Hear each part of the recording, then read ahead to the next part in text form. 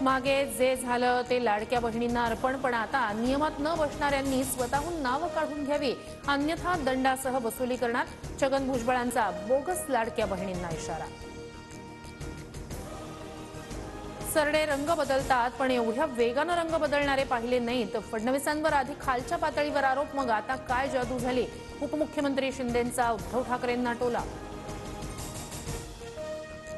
बीड जिल्हा पुन्हा हादरला. परळीच्या समदानाचे सरपंच अभिमन्यू क्षीरसागर यांचा अपघाती मृत्यू. राख वाहतूक करणाऱ्या टिप्परनं उडवलं, चालक फरार.